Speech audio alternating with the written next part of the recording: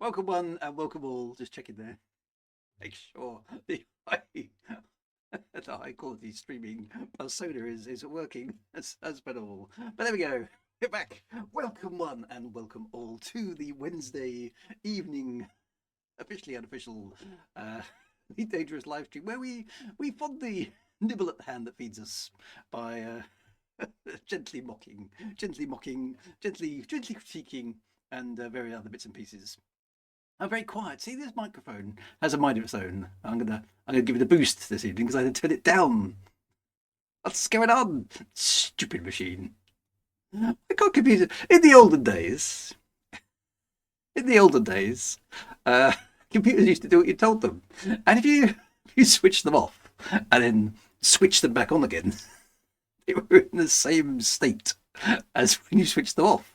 No, it's never the case. Never the case nowadays. Life of its own. I think this computer is slightly possessed. That's what I think. It's the AI helping, is it? Ah, dear, never mind. Anyway, right, we must do the thing because the thing is the thing. The thing must be done. And judging by the chat, I've got a heck of a lot of work ahead of me. So, right, here we go. Deep breath. Right, who? First of all, there's a new thing that is a thing that must be done now. I have to report on the first person in the chat. Who, for some strange reason, has died, is Commander MP Tulby, who is here at a remarkably sprightly 1919 on my timing, which is exactly 41 minutes before the scheduled start of the stream. My friend, you need to go home and rethink your life. Oh, you are at home. Well, maybe just do the thinking bit at some point. Anyway, it's good to see you. It's good to see you. Welcome one and welcome all. Who do I have next? Ugly Spirit is next. And having a nice little chat before anybody else even turns up, which is quite good. Commander Byrne is in third place at 1927. And my font of all things critical, Dimitri, of course he is, doesn't arrive in fourth place. That's an appalling score for Dimitri B at entire half hour before the stream starts. So congratulations, gentlemen. Well done. I'm quite impressed, to be honest. I wasn't even thinking of the stream at that period of time, but there we go. You guys are all here waiting for things to happen. You may still be here in 2 hours waiting for things to happen, of course, but hey. What can I say? Right, who else do we have? Alan K. Dell is here. Good to see you. Alan and the Harkonnens are here. Good to see you. Ready to invade Arrakis as ever. They never seem to actually bother getting on with invading Arrakis, but the threat is there, right? One of these days it's going to happen. The Anonymous Commander is here as well. Dr. MC Toot is here. Good to see you. Aradagus is here. Grumpy Athelian is here, being grumpy. Topshot is here. Good to see you, Commander. We will be doing some Star Citizen at some point when the going is good to firm. I think it's probably the right thing to be doing there. But it is on the list. It is on the list. Commander Quo. Now that's a nice name. Good to see you, Commander Quo. Arrakis is here. Good. Fending off the invasions of the Harkonnen as always, and doing a very successful job of it. I mean, that invasion has been pending now for at least 2 years, and the Harkonnens really need to get their act together and sort it out, or just call it off, okay? just chill. Maybe just go back and just lie down or something. Cripsy77 here is good as well. Enigma-ish is here, being very Enigma-ish. It's always good. Yeah, just sort of low-key in the background, waiting to come out with some pithy saying, I imagine. Enigma-ish is going to come out one day with just some amazing statement, and we're going to go, wow, that was worth waiting for. So we'll see how it goes. The Rundown Titan is here as well. Biffboy81, good to see you as well. Eridan Dundragon is done dragoning for the day. It's also here in the chat. And there's another dragon. In fact, looks like we got a Welsh dragon as well. So in fact, we have 2 dragons in the chat. That's how many streamers can say that. Simon Darby is here as well. The Big Boo, good to see you, Big Boo. Always good to see you. Andy P783, which does rhyme. Did you choose that username just because it rhymes? It's a good one. It's a good one. Commander Terrakoff is here. The Electroraptor is here. That sounds very, very scary indeed, an Electroraptor. I mean, it's taking 2 extremely dangerous things and putting them together. So that would be a shockingly clever girl, wouldn't it? An Electroraptor. That would be very cool. The Sleepy D Wagon Man is also here as well. Good to see you. Orkney Sean. Are you suffering from the same wind as I am? It's probably something to do with the sausages, my friend. The sausages and the whiskey together. It's not a good combination. Plenty of wind up in Scotland currently. I think we're both suffering from that. The Anonymous Commander, I may have already said that, but anyway, welcome to you anyway. Aussie G is here as well, good to see you. Drayden Darkstar is here, good to see you as well. Glenn, hello Glenn. Yeah, that book we wrote, you know, where we chucked an asteroid at the Earth. We need to stop writing things down, I think, my friend. We really do. Demosthenes _9 is here. He's actually here really early for next week's stream, which is good. Eric Gloss is here as well. Good to see you. D Pittman 42 is here. The Triplex Personality is here. Simon Arby is here. Good to see you as well. Commander Engallo is here. How are we doing? Aussie EV is here. And good morning from Australia. Wow, which part of Australia are you good morninging from? Because it's very much good morning in Australia. So welcome to you. Midsky is here as well. God, lots of names from the blasts from the past. This is good. Good to see you as well. Commander Byrne. Latty ___ is here. Misfit is here. Good to see you. Simeon Gray is here. Wow, lots and lots of names. Nordlander 42 is here. Rundown Dieter is here. So many people. Amiga Bart. Commander Naomi, hello, good to see you. Solstice Project is here. Ethnification is here. Wow, a few names I haven't seen for a while, so good to see you all. Fantastic. DJ Squibby is here. Solstice Project, I think I might have already said that, but Pete SB. Ow. Kitimini. Can't be ketamine. That's wrong. Ketamine. I'll go with that. That'll do. SOW_golf is here. I mean, so many people. This is good. This is good. Lovely to see you all anyway. Fantastic. Right, am I down at the bottom yet? No, I'm not. The Gazak is here. Aussie EV is coming from Queensland. Now, that's the bit on the left. Is that right? Well, not right, but is it left? You know what I mean? Ah, dear. Anyway, right. Have I got to the bottom of the chat yet? Yes, I have. God, thank goodness I have. It's taking ages. Oh, there's top right. That shows my knowledge of Australia. It's good. To be honest, anything outside of Europe, I'm not very good at. Because, apologies. I have been to Australia 3 times actually, but I don't think I've never been to Queensland. Unfortunately, only New South Wales. So there we go. Right. Right. So. Any intel on where we will be today? No. Well, I mean, as I understand it, I suppose before we get into that, because it's time for general waffling and stuff, isn't it? Because there's news, there's stuff to discuss, so we should pretty much get on with it. Let's segue smoothly into the waffle part of the stream. Ready? Brace yourselves, my friends, because there's a very cheesy transition coming up. And well, you know the score. You know the score. Here we go. Okay, you need a pre-warning. Right, okay, there's a warning about to happen. Right, okay, are you pre-warned? Right, so there's a warning. Well, the warning's now taken place. Here comes the warning. Are you ready?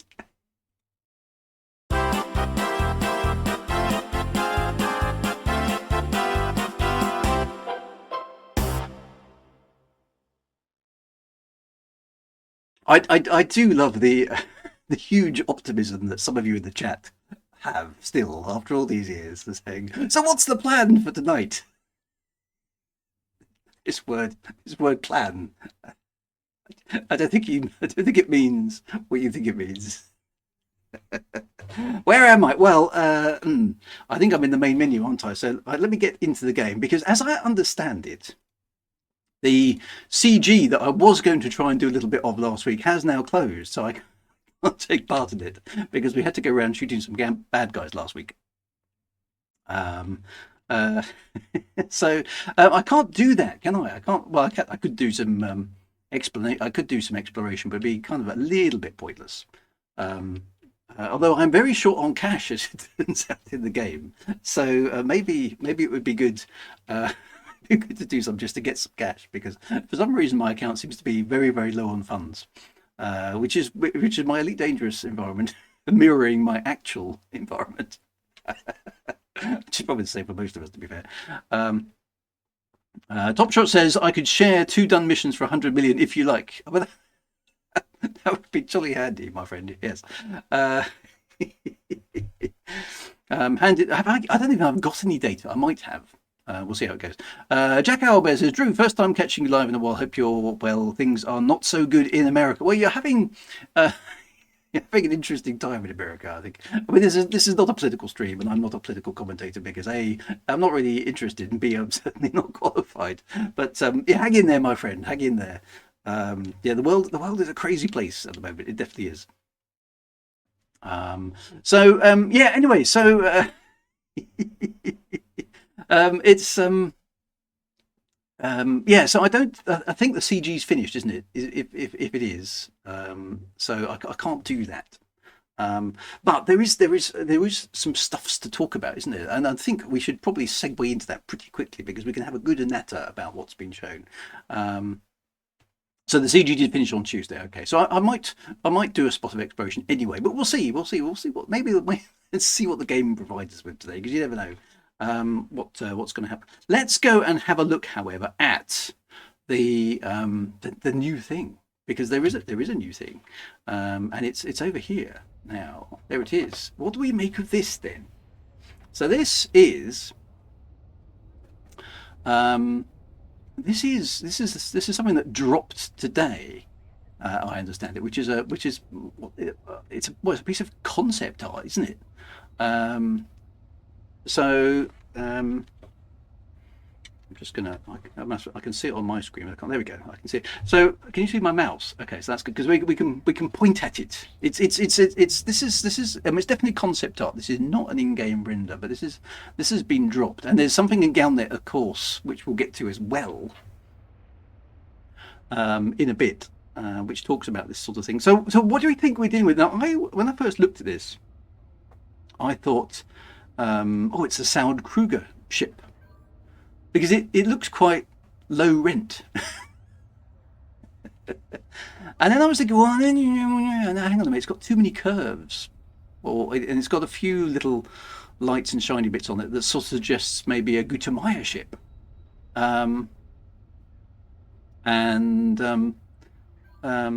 Stuff, like this undercarriage here, if that's what that is that an undercarriage, do you think? Or is that a conduit, a charging conduit? Because it's got a sort of imperial vibe to it. And I was thinking, ooh, maybe it's a mobile, maybe it's a medium ship for Guatemala, because of course they haven't got one at the moment.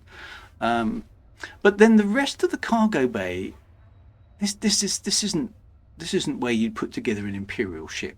It's thing.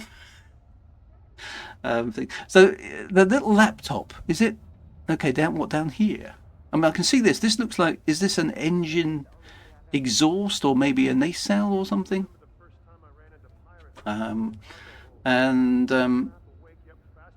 not sure it's first time chat. You heard it. Augusta says, I'm not sure it's Guatemala because no one is basking. Well, yeah, it's not a very imperial looking environment. It's too cheap for my thinking. So it's good for discussion. So I mean, these are skimmers for scale. And what's interesting here is they appear to be assembling very thick pieces of hull, which I've not seen before, and that one appears to be going up. And what I'm also not sure about is this area, is this the front of the ship here, or is this the front of the ship? Is this the nose cone? Because there's no obvious cockpit, is there?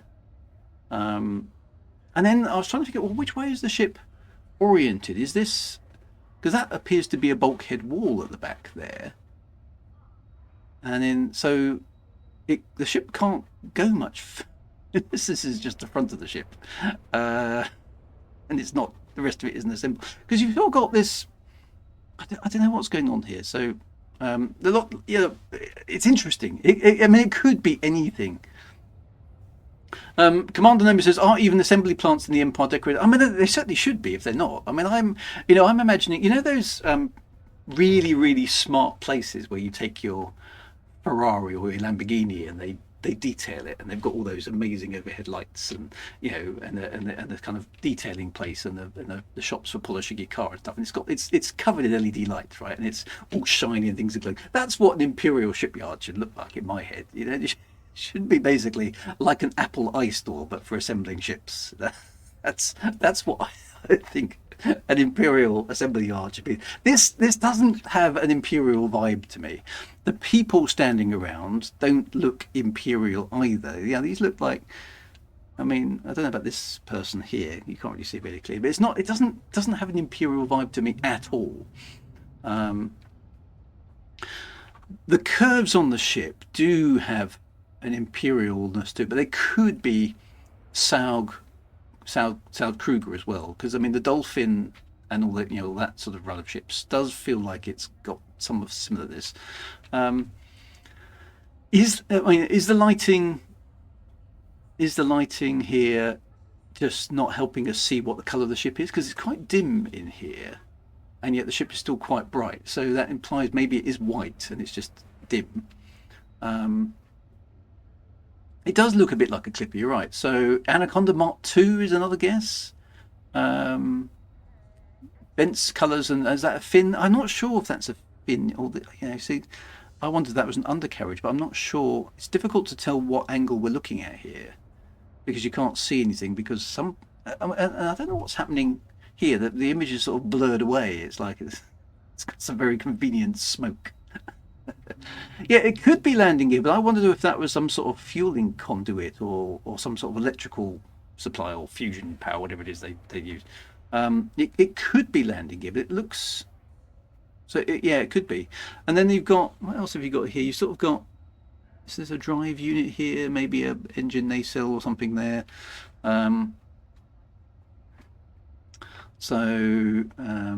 Yeah, I don't know. Diamondback Explorer-esque, back of the ship getting us disassembled, refreshed.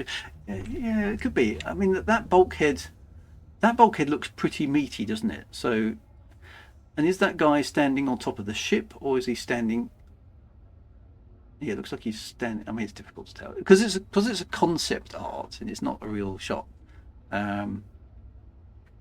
Could be. It could be an imperial ship being fitted out somewhere else, but it looks like it's being manufactured to me. So, is there anything we can see? Let's just zoom this up a little bit. Is there anything? Oh, that's not used my Streamlabs. Unzooms my zoom.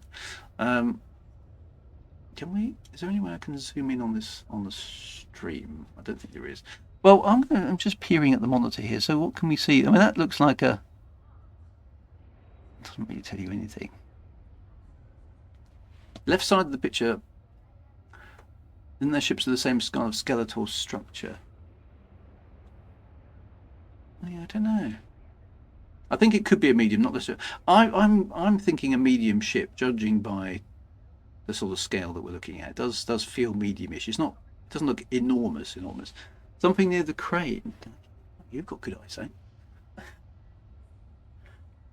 I can't see anything in there. Oh, is there something in there? I'm not sure what the sparkles are there for. That looks like sparks being.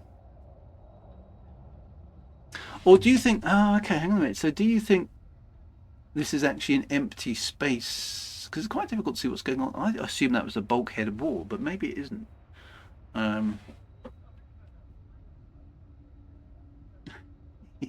Have you spotted where the football is? I haven't spotted the football, no. So I'm not sure. I'm sort of Saud Krugering, and I'm sort of Gutemayering, but I'm not really sure because that looks very Gutemeyer-esque with a kind of LED strip light in it, doesn't it? And I suppose the question is it it's coming up on colonization, isn't it? So is it a ship that's going to be useful for colonization? What would that be? So is it going to be something that allows you to contribute to colonization? So what would that be? Would that be carrying passengers out, carrying supplies? So could it be like a courier type ship? Well, you can't have. Yeah, well, that's a good point, Commander Lemmy. You can't have colonies without delivering people out there. Where's Wally? Yeah, he's up there. There's somebody sitting up there. Look, can you see that? Looks like they're just sort of chilling out. Oh, there's a few people actually. There's one there. There's another one here, sort of chilling and somebody over here as well. This is an odd arrangement here. These stacked boxes with kind of like, I don't know, polypropylene walls, in front of them. It's an odd environment. It doesn't quite match up with some of the previous art. It's a Tesla, maybe it is. There appears to be a pointed or tapered nose section. Yeah, it's very difficult to make sense. Picture of an exhaust at the engine bottom right. Yeah, so that's quite interesting. Is that an engine component? Is this? I mean, looking at this, I assume this was some sort of wall because it sort of goes up to about there and then it sort of stops. So is that in the background there? Is that more of these crates going off in that direction, or is that part of the ship? And is this light beam here? Is that just like a? This almost looks like a photographic effect. So maybe it's a small ship, and the builders just like action figures. That's deliberately to throw us off the scent. So I'm not sure. It's difficult to say. It is difficult to say. So let's go and have a look at Galnet and see if there's anything. It does look, but why would it have? I mean, there's. Hang on a minute. Hang on a minute. You're onto something there, Commander Naomi. Oh, you're being very smart. Look at this. Look at this curve here. And there's a suggestion of a curve up there, isn't there? And then look at this curve, which also goes down to the floor. So are those two things the same thing, but maybe with a bit of camera distortion with it? Because that locks into the ceiling there, and it locks into the ceiling kind of here. And there's another one there, look. So that maybe isn't part of the ship. Yeah, you're quite right, you've just spotted that. So that is the edge of the hangar, not part of the ship. So that is not an undercarriage then in that case. So that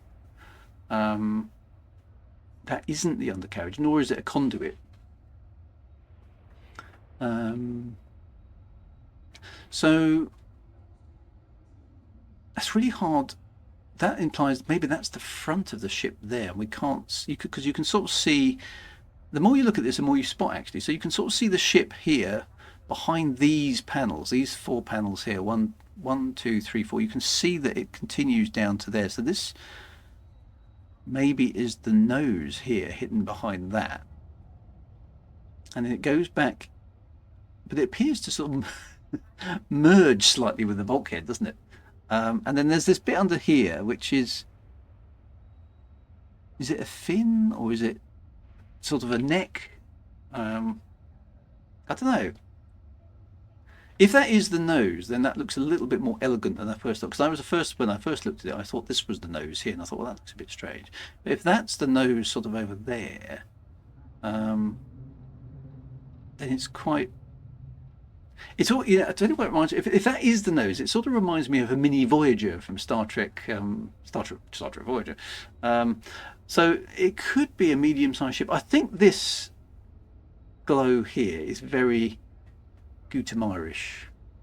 That feels like it's Imperial, but this entire environment does not look Imperial at all to me. So I don't know.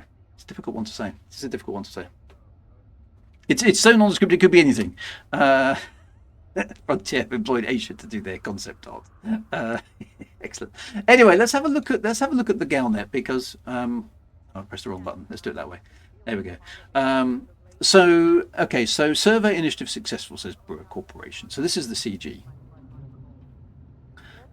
Recent survey initiative organised by Brewer Corporation has been hailed as a success by CEO Madeleine Teague. High quantities of exploration data were handed in at the Trailblazer Echo megaship in the HIP 90578 system, which is where we were last week shooting things. The data will now be analysed by Universal Cartographics to assess the prime locations in each system for permanent human structures. Okay, so Teague made the following announcement. We are pleased that so many explorers have contributed to this initiative. Well, we would have done. The latest wave of survey data will be processed through a recently updated software algorithm for the next phase of preparation. Okay, so a bit of techno-babble going on. The latest wave of survey data, okay, will be processed through a recently updated software algorithm for the next phase of preparation.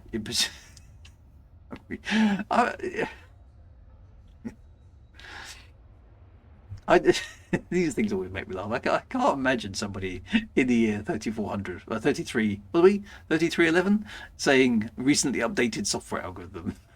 That's such a 21st century thing to say. Anyway, for the next phase of preparation, in pursuit of a widespread expansion campaign. Excellent. Okay, well, that campaign will be led by factions of computers across the core world. So this is a prelude to colonization, of course. It's not an algorithm; it's a software algorithm.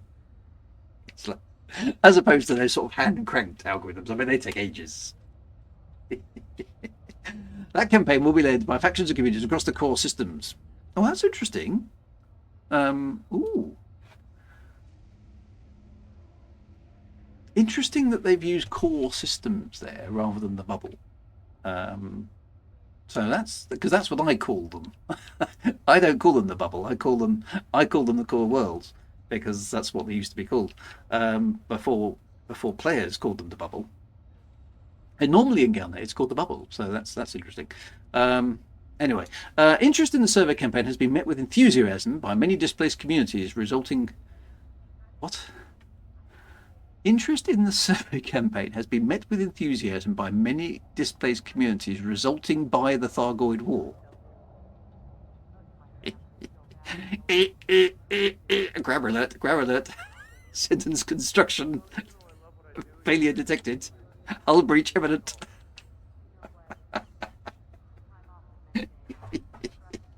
It's never a Galnet until we can pick holes in the English, is it?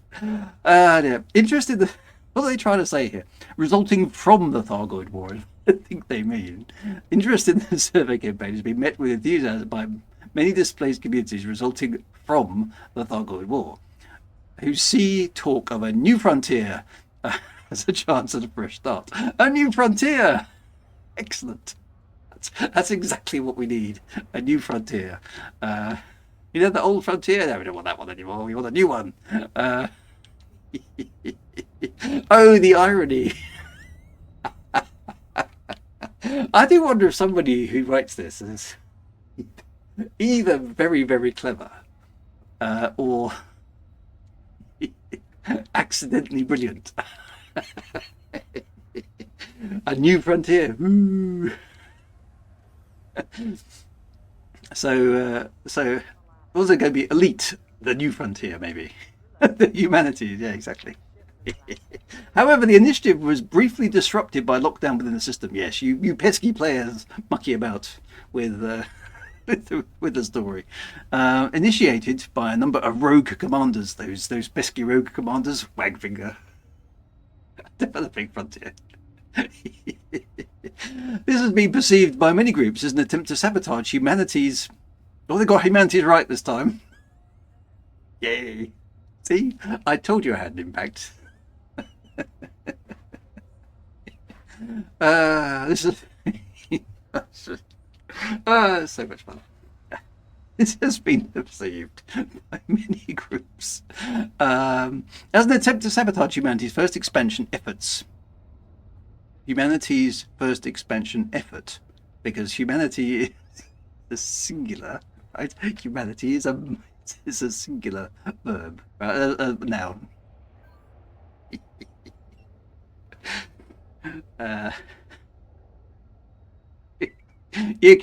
You come for the waffle, you stay for the grammar checking.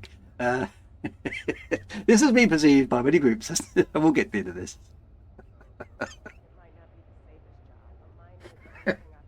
This has been right, here we go. Right, serious mode.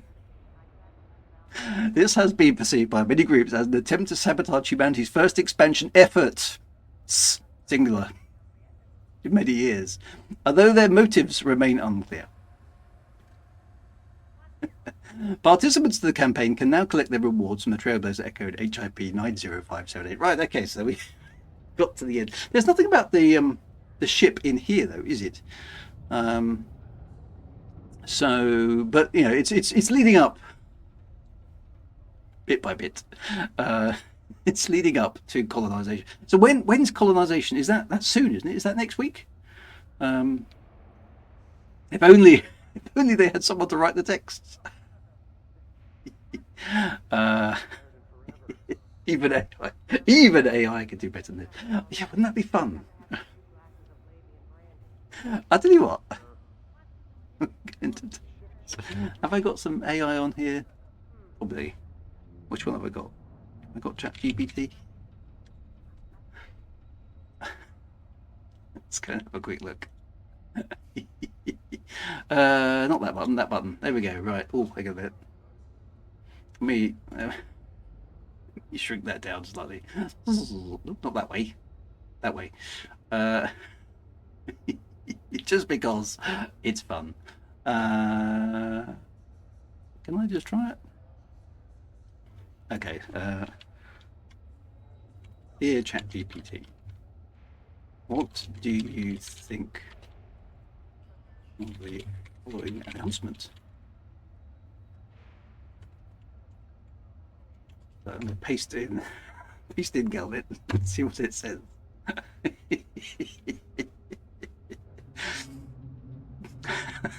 Doctor, I'm in the pure devilment here. Let's find out what AI does actually. Okay, so this announcement had lots of exciting and impactful elements that speak to the larger goals of human expansion and the challenges that arise such a monumental undertaking. Ooh, exciting. Here's a breakdown of some of the key points. The success of the survey initiative with participation from explorers. The fact that data will now be analysed by universal cartographics adds credibility and scientific rigour to the process, ensuring the results will help determine the best places for human settlements.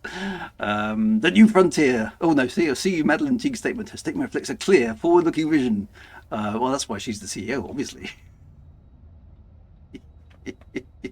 The use of updated software algorithms to process the data signals a modern, efficient approach to decision making. What's it to the scale? ChatGPT is so funny.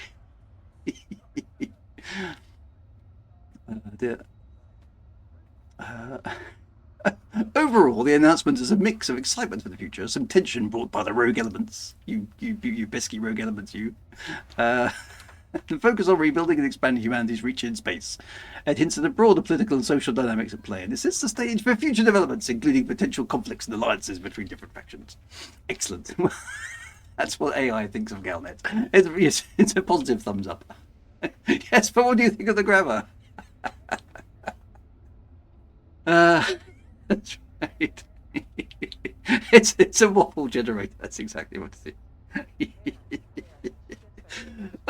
Dear.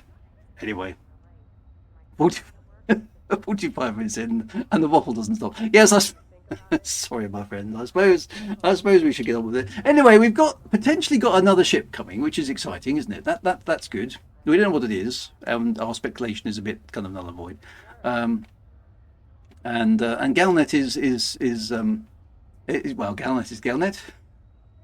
As per usual, but the CG is now over, and we're back into the game. So yeah, so when is colonization dropping? Is it imminent? And I suppose this new ship, is it going to be one of these ships that you have to pay for? It's coming next Wednesday. Is that some sort of annual holiday for avians across the globe? It's next Wednesday. All the flightless birds will be skipping down on the floor, and all the blackbirds will go, right, that tree over there, that's mine. Next Wednesday. That's when that sort of nest, right? Okay, so it's when the Thargoids hatch, come back. Oh, so it's going to be. We think it's going to be pay for ship, do we? Mandalay is due to be out for in-game print soon. Okay. You have Shrove Tuesday, so it's going to be next Wednesday. I love an accidental typo. They're my favourite types. Dear. See, this is why nobody takes me seriously. God, I'm not serious. Right, where's the button? Right, hang on. First, I've got to do this first, haven't I? Dun, dun, dun, dun. I didn't press my Galnet button. Hang on, I've got to press that. Brace.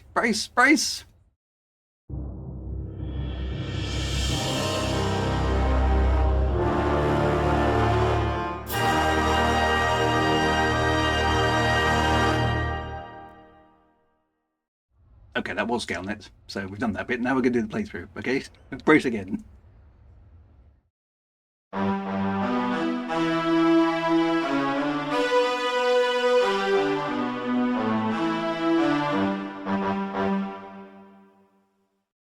That's because you throw me. You see, you throw me with your constant chattering in the chat. I mean, I'm trying to keep up with Nest Wednesdays, Shrewd Tuesdays, and Ascension Sundays, and Maydays. Ah, dear. So, okay, so yes, actually, that's a very good question, Aussie G. Now, this surprised me a little bit as well. I mean, how dare the chat? Chat is outrageous. Stop it, all of you. Just shh, nothing at all. This is interesting about the colonisation. Trying to be vaguely serious for a moment. Is there's no beta. This feels to me like quite a large thing that they're attempting to do. They're adding in a major mechanic into the Elite Dangerous universe, and previous history would suggest that there might be a few, just minor, just might be perhaps the odd minor. I mean, it won't be anything, right? I mean, it's just the vaguest possibility that there's a small amount of potential disruption, maybe just to a handful of things. But yeah, they're just going to press the big red button, aren't they? So I'm quite surprised. Aussie G says no, it'll be absolutely fine. Yes, I mean it's gone wrong virtually every single time before. So this time it will be different, right? So because they'll sort all those sort of issues out. There won't be any issues at all. So who is Major Mechanic? All right. So there will be a beta. It might be the release, but it will be a beta. So no, I've heard nothing about a beta at all, which is. I mean, to be fair, the last time they did the beta, I remember the Odyssey beta, and we all sort of sat around going, they've got a lot of work to do. And then they basically didn't do any work, did they? They just launched it anyway. So maybe there's no point doing a beta because they don't actually change anything between beta and release anyway. So there we go. Sirius AM says, Drew, are you responsible for the Generation Ship's law? What's gone wrong before I answer that question? It might be part of a new track and a new trend which paves the way forward into a new wonderful age. I do like your optimism there, Fawzi.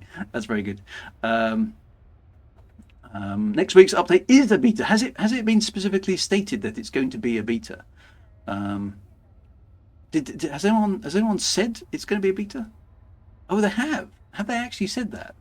Okay, so how long does the beta last then? They did. Okay, so so I'm being unfairly critical of them. It is going to be a beta. I hadn't realised it was going to be a beta. So a beta testing the nests. Okay, so maybe 6 weeks. A beta, but any gains are carried over into the live game. So normally a beta would be a separate install, but is it? Maybe it's not going to be that. Okay, well, okay, interesting. All right, so they are running a beta, but it's not a paid beta or anything, is it? It's everyone's got access to it. Is that right? So are we going to have 2 galaxies for a little while, or most exciting. What happens in the beta will be beta colonization in the live game, so it's not paid. Okay, so that's good. Jack Albert is the inflated sense. Yes, what was it? The inflated sense of self-importance. Everyone's going to have access, and it will just be a normal beta. So we'll go back into the entire game, going back into beta, is what we're saying. Better than a 10+ year alpha. Naming no name. Oh, you did name the names. Cool. Okay. Well, that's interesting. So that means they can change things and tweak things. Okay. It's not going to be a separate beta, but it does mean that open suggestions on how things are going to. So because they're not going to get it right first time, right? Are they? How can we tell the difference? First time chat from Royal Jamaica. I finished your Elite book last night. Really enjoyed it. Oh, thank you very much. Good to find out that people are still reading. I mean, which one did you finish? The first one, the second one? Because the first one I wrote more than 10 years ago now. That's a long time. So they can, I suppose, they can roll back if needs be, if it all goes horribly wrong. But hopefully it won't. But we'll see how it goes. Oh well, that's interesting. Okay, so it looks like I am actually on. Oh no, I'm not. I'm not on that ship. I'm on somebody's fleet carrier somewhere. Is that's the bar down there? So I need to head back to my ship. What is the word? No, that's not a ship. That's Pioneer Supplies. I'm lost. I've got turned about. Which way is the? It's through here, isn't it? Here's a big sign that says hangars. That's a clue. Commanders always complain about any change. The naming it a beta prepares people for coming change and adjustments. That's sort of fair. I'm on someone else's fleet carrier. Famous last words. Well, fingers crossed. Depends. Has this fleet carrier moved? Oh, you just finished Premonition, says Roll to make. Good. Glad you. That's the second book. Glad you enjoyed it.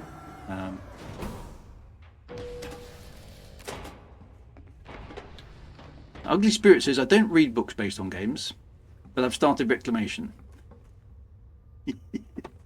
You don't read books on games, but you do. Surprisingly well written thus far. Thank you very much. I know, sorry, for those of you who wanted to know the name of my cutter. I think you can see the nameplate from up there. There you go. Those who know, and those who don't know, doesn't matter, does it? Yes. Or I'm an exception, am I? I've been called an exception before. Sometimes that's been a good thing. Sometimes not quite so much. Rob, Commander Savatage is here. Good evening, Commander Wagar. Sorry for being late on parade. I'll send myself to the glass house after the strip. No problem at all. Right, let's find out whether or not I've been transported a billion years across the galaxy. And hopefully I haven't. I've parked on somebody else's fleet carrier and forgot to reset my ship. So where am I? Am I somewhere? Well, I got a couple of messages there from Nish. Happy to see you active, Drew. Love your work. Oh, thank you very much. 07 Commander, shouldn't you be backing up your ebooks? I have done that, actually. Yes, so for those who don't know about that one, Amazon are being very cheeky. They are, they are stopping you from downloading your ebooks that you've already bought, and will stop you from being able to download the ones you buy in the future. So you can keep a backup copy on your own PC. Very sneaky, I thought. And as a result, I think you've got until February the 26th to download all your ebooks if you do want to keep a manual copy. Oh, SOW on Google, the ebooks one was mine. Excellent. Saw you in the game. Right, Commander Topshot has invited me to his team. That's just good. Now, okay, so let's just open the galaxy map. Where am I? Have I? Oh, I'm not. I'm still in the bubble, so that's okay. That's good. So who else needs 100 million? I could definitely do with 100 million. That would be very handy because how much have I got? I don't think I've even got 100 million. So yeah, look, I've only got 65 million. That's just pathetic. What have I been doing with my life? So yes. Don't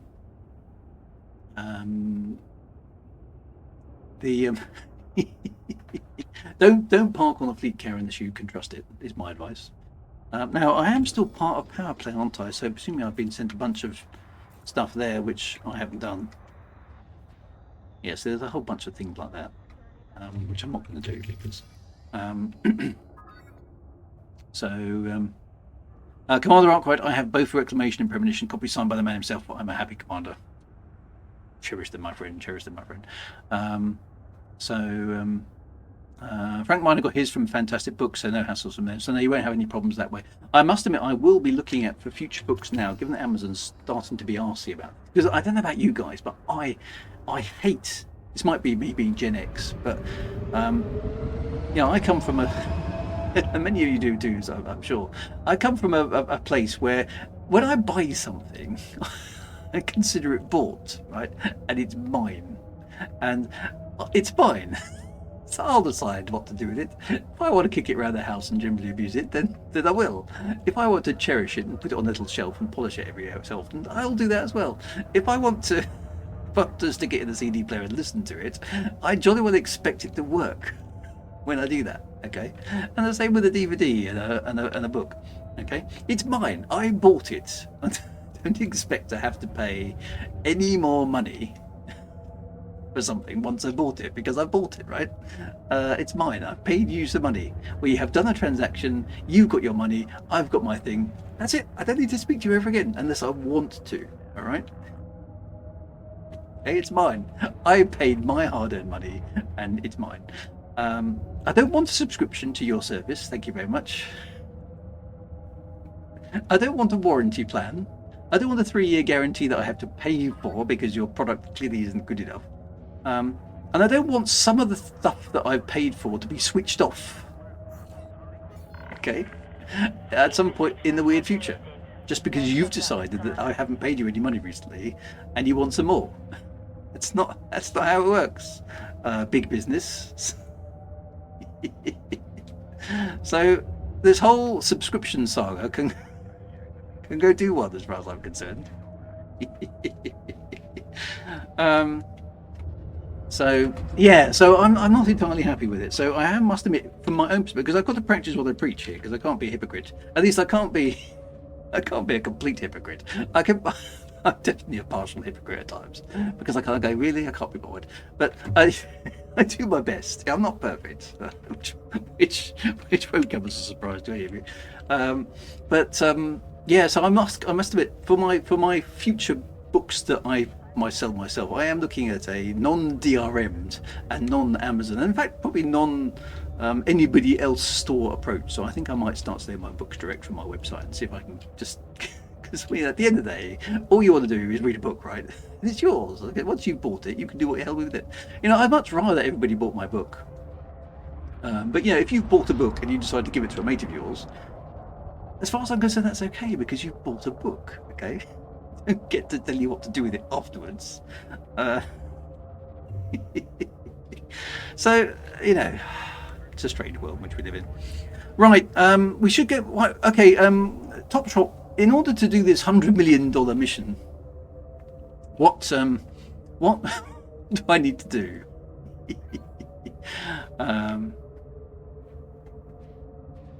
Please accept the mission. I have accepted the mission now, haven't I? Or haven't I? Did I accept it? Is it showing up? I can't remember what I just did. Yes. Okay, so we've got to do that. We need you to mine 736 units of Bertrandite. Okay, I can do that with this ship. Okay, or have you already done it? And I just need to. Okay, already done. Okay, I haven't. Did I click accept? Oh, accept. There we go. Right. Okay, so we've got 5 days, 2 hours, and 13 minutes to do something that the Top Shot has already done for us. Fantastic.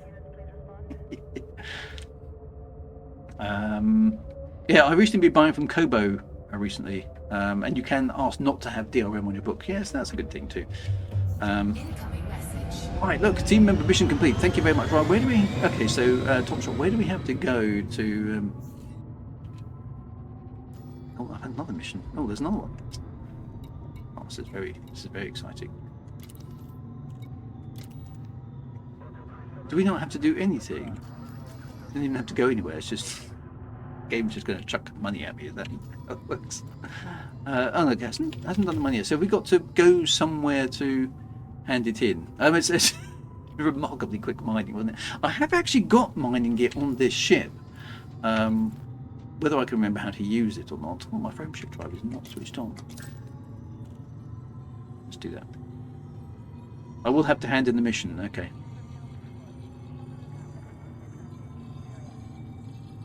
See the messages in your inbox. They see where to go. Okay. Topshot says you need to go to Anga Gutstasar. Generally, Drew, generally accept to be one of the law experts in Elite Dangerous. Also, Drew, how do I do this? Well, the thing is, what you've got to know there, underscore golf, is that I spend a lot of time reading the laws and stuff because I'm interested in it. It doesn't mean I'm any good at actually playing the game, which I ably demonstrate on many occasions. But I do like playing the game, but I can't say I'm brilliant at it. Okay, so we've got to go to Engig.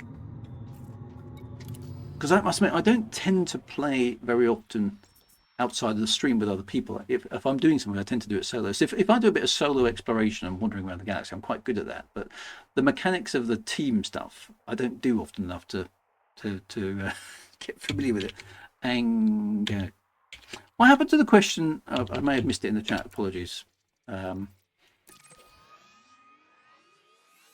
Oh, that's a long way off. Incoming message. Oh, it's only 10 jumps. We could go over there and see what happens to us along the way, shall we? The Galaxy's hardest mission: go to the station and pick up the money. So yeah, I'm not an expert player. So there was a question about the which might have got lost in the chat. So if it has been lost in the chat, the question about the generation, was it generation ships or was it the other things?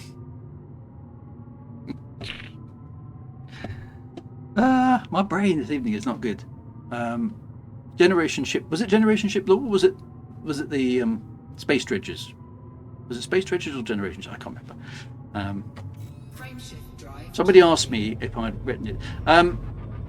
No, the original generation ship law comes from the original Elite. So that is all about, well, that's back from 1984, 85 when it really came out. And that talked about why there were generation ships and what happened to them. The details, so basically that made some interesting claims actually. The original Elite said that there were tens of thousands of generation ships that were launched in the sort of early part of the Elite Dangerous timeline prior to the invention of hyperspace. And because you needed generation ships because there wasn't any hyperspace drive. But they were, within a few decades, they were sort of superseded by the first generation of hyperspace tech, making them effectively useless. But the original Elite law basically said you weren't allowed to go and visit the generation ships, even though you technically could, at least in the law, because there was a sort of non-interference directive thing going on that you mustn't interfere with the generation ships. So,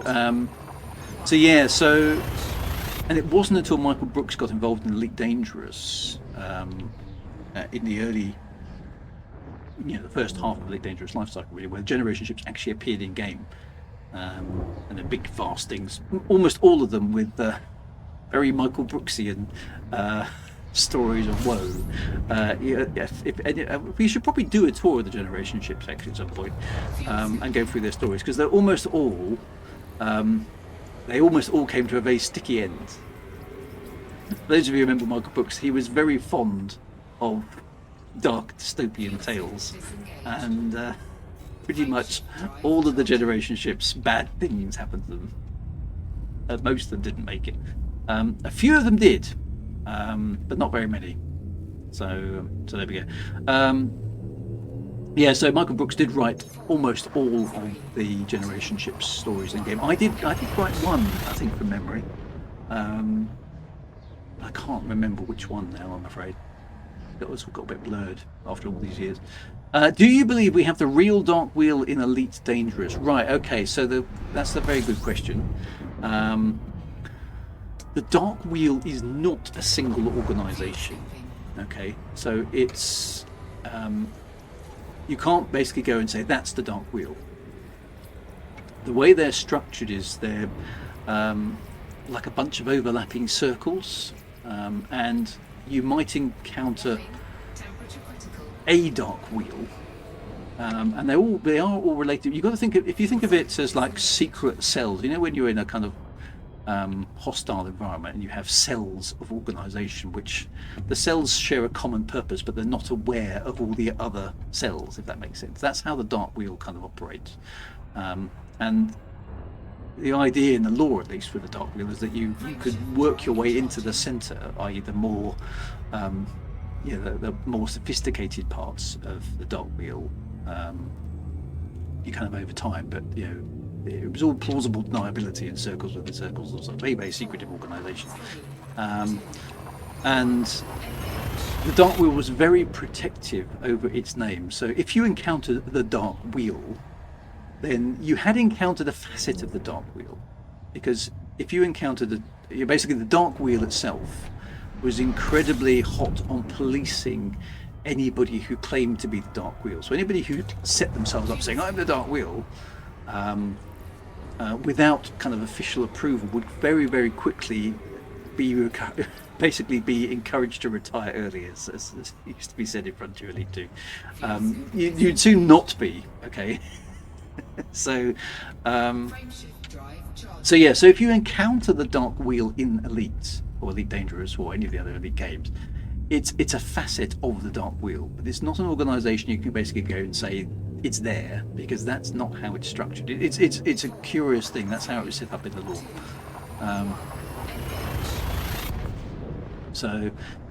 Commander Sim is also, is the club really in the game as well, or is it just in your novels? So the club is not the dark wheel. The club, a lot of people say it's my invention. It's not. It very much isn't my invention, the club. I was given the club as a piece of law by David Braben, actually, when I was writing Premonition. So he came up with the idea of the club, which was sort of a clandestine version of the military industrial complex that sort of exists in America. So if you look at all the combination of corporations and government agencies and all those sort of things, if you take them as a whole, they would constitute the military industrial complex of, let's say, the United States. And so the club was supposed to be that, but personified a bit in a bunch of individuals who had responsibility over various other bits and pieces. So they exist in law to sort of shepherd humanity in what they consider to be the right direction, and that might, the idea is that they're sort of trying to make sure humanity at large survives and prospers, but that means any individual person or even an individual system or a planet or a space station is kind of beneath their level of caring. If a space station or a system has to be sacrificed, then that's all very well. They're not very nice people. But the club is not the dark wheel. The dark wheel is much more concerned with kind of weird and wacky stuff out in the depths of space than it is with humanity itself. They supposedly guard incredibly powerful secrets out in the depths of space, whereas the club is concerned more with humanity. It's slightly more practical, I think, the club would be. Are they in the game? They are, in the sense that they represent all of the corporations. I did have some of the power play personas are club members, at least they were at the time of writing Premonition, which is now 8 years ago. So whether that's changed, I don't know. Has that piece of law been continued? I don't think much of the law has been moved forward, to be honest, since I stopped doing much of it. So the last major contribution I made to the law of the kind of galactic wide stuff was in about 2019. And I haven't really seen many of the big stuff moved on in that time. Obviously new ships and new events have happened. I mean, the Thargoids are probably the bit that has happened, obviously, with the Azimuth Saga and all that kind of stuff. So there have been events obviously that have occurred, and I suppose the lore of the Thargoids has been moved on quite a bit, and I suppose the lore of the old INRA stations and the mycoid virus and stuff, that's been expanded on quite a lot. But the Dark Wheel, has that moved on since the beginning of the game? Not really. Has the club and that associated thing been expanded on? Not that I've seen. Has Jasmina has these strange visions, and that storyline, has that been expanded upon since? No, not as far as I'm aware. So there's a lot of things, lots of big floaty things in the Elite Dangerous universe that could do with being expanded, but haven't been in the lore. The lore seems to have, the writers of Elite Dangerous seem to have concentrated on events rather than moving the lore on mass, if that makes sense. Dark Wheel was in Robert's Holdstock's novella. It was indeed. But the name of the novella was The Dark Wheels. That's where that comes from. So again, nothing to do with me. That was created long before I was involved. And Raxler, yeah, that's another mystery that has not been, as far as I'm aware, has not been expanded upon at all. Now, Raxler and the Dark Wheel are inextricably connected.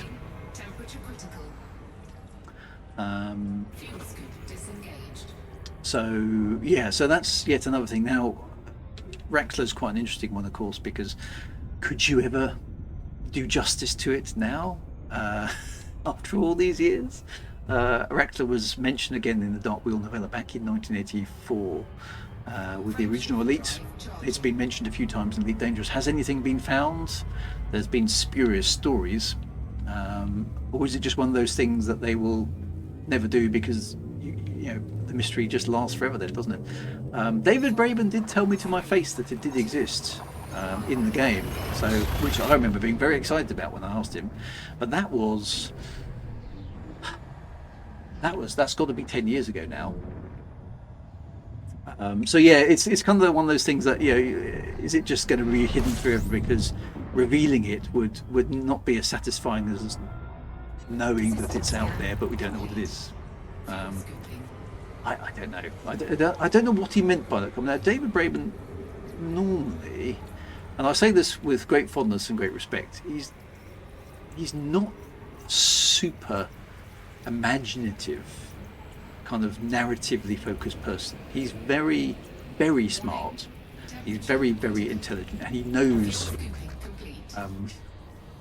a lot of stuff. Okay, he's super smart.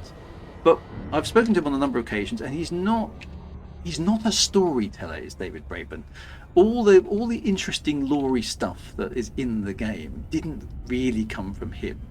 Okay, so in the Elite Dangerous universe, the vast majority of the initial setup, all the kind of intriguing little stories, were all due to Michael Brooks. All right, with a bit of help from myself and a few of the other writers who were around at the time.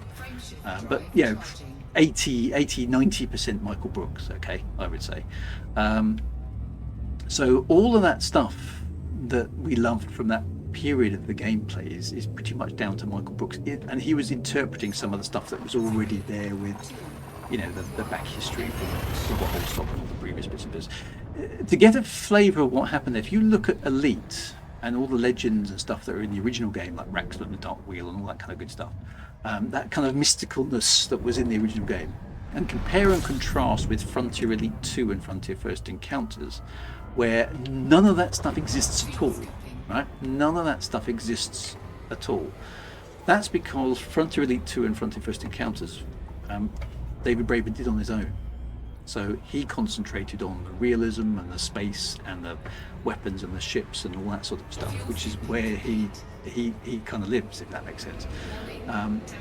There was a bit of Thargoidy stuff in Frontier First Encounters, but in Frontier Elite 2, there's no story at all, literally none. You're just a guy in a spaceship making their way around the universe. There is no purpose to Frontier Elite 2. It's a fun game, but there is no real extra lore in there other than times move forward and the Empire and the Federation exist. That's all you really get. But Elite Dangerous had a whole bunch of lore written for it, which I've still got, and I'm not allowed to show it to you. Which is quite frustrating, because I signed an NDA and I have to obey it. saying I would not reveal it to you, so I can't. But I've got, there were a bunch of documents written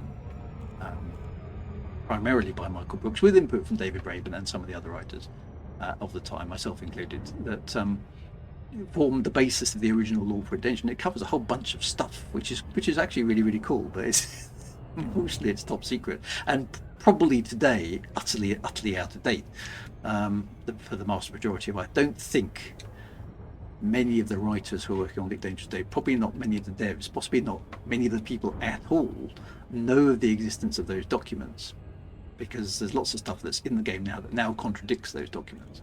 But they were what Michael Brooks was working from originally, and of course, sadly he's no longer with us, so he's not steering that ship anymore. So whether or not the current devs and the current writers are even aware of that information or still referencing it in some fashion, it certainly hasn't been maintained. I knew it hadn't been maintained by 2019, so the chance of it being maintained now are very, very small. So I don't know. I don't know exactly where that is, where that leaves us with being able to predict things. I think the old simple explanation that if it isn't in the game, it doesn't exist, is probably the wisest course of action. So if you can't find a reference to it in the game anywhere, then it doesn't really exist in law either, which is a bit of a shame because there's a whole bunch of stuff that would have been very, very cool. It wouldn't take much effort to expand the codex and expand Galnet and all that sort of stuff to just bring things a little bit more alive. But they've always shied away from doing that for some reason. They've never ever spent the time to put that into the game, even in text form. So what's going on out there? Somebody's having a fight. The best way to kind of experience what is in the game is the Michael Brooks Law Tour, of course, which you can follow in the game, which is good fun.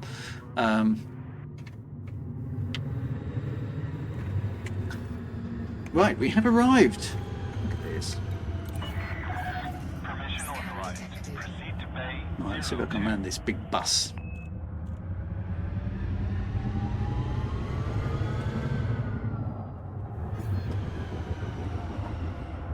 Yeah, so the MB tool does mention Raxler. So Raxler is definitely in the game in the lore, if that makes sense. But I mean, we knew that because it's referenced in the codex, right?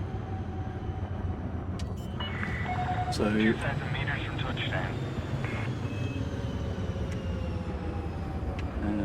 But those codex entries, as far as I'm aware, haven't been updated pretty much since they were put in. So they could be picked up at any time, but will they be picked up? I don't know. I wish I did know, actually, because it's one of those things I think that deserves an answer, really. Well, this is rather nice. Look, we've got a nice little logo on the landing pad there. That's quite pretty.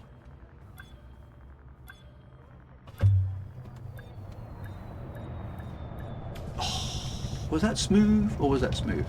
Oh, the codex was updated in March 2012. Wintermuse's got that at his fingertips. That's good. Oh, there's a sync docking, was there? I didn't see that. Sorry. Can I get the external camera? Where are you? How do I get to the next? Where's this? Yeah. Can I see? Can I look backwards from this? I can't see backwards that far. Sorry. And yeah, I haven't crashed into anything. That was a good landing. Thank you very much. That was smooth. So we're still waiting for rumours about the rumours in the code. So yeah, so if you look at the codex, and it won't be any surprise to you guys because you're all over it, but the codex doesn't. You see, so I would have been all over this if I was writing for Elite Dangerous now. This stuff I'd be sticking stuff in here every few weeks just to keep everybody on their toes, because it feels to me like a massive waste opportunity. This was all put in originally, and it's like, whoa, good stuff. So the Dark Wheel's in here, but this just it hasn't been changed. It's still the same thing. So it's like there's an intro to the lore of Elite Dangerous here, and yet what can you do with this? You can't. You can listen to it, you can read it. There's nothing in here that tells you to do anything.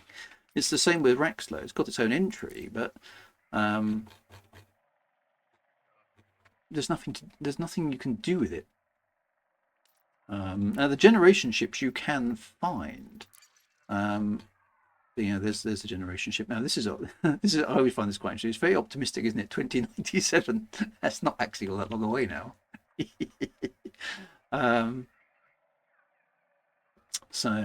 Yes, that's quite good.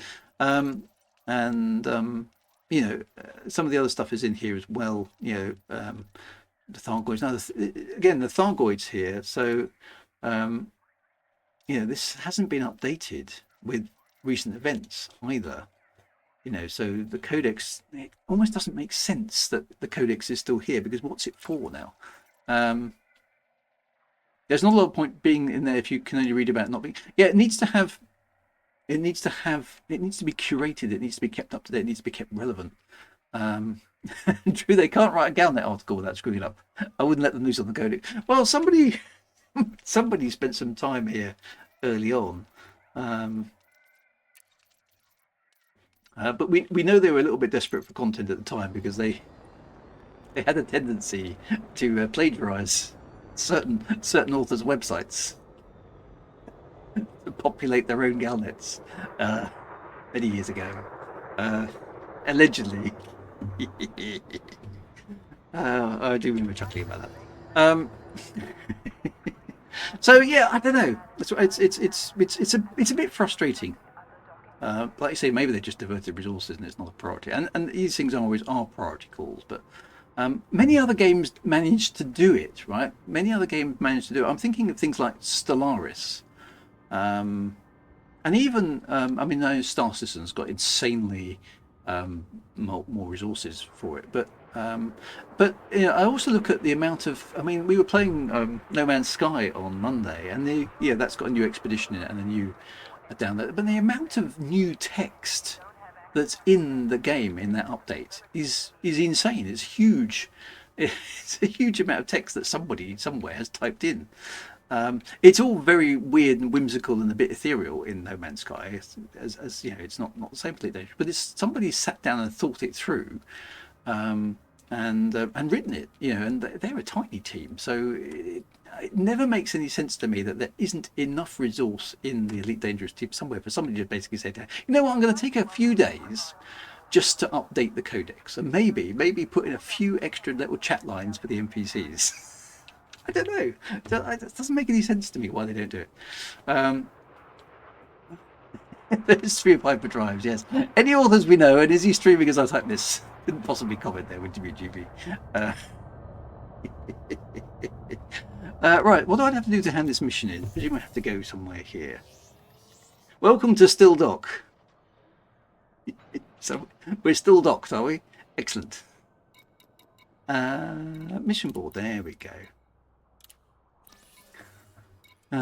Completed missions. Thank you very much for this, by the way, Topshot. I do appreciate you giving me a stat load of money for doing absolutely nothing whatsoever. Good-ching. Yeah, very much appreciated. Mission complete. I got some stuff, and that's very nice. No, I don't want any of that stuff. I don't know what that stuff is. Yes, very, very generous indeed. Add content, never.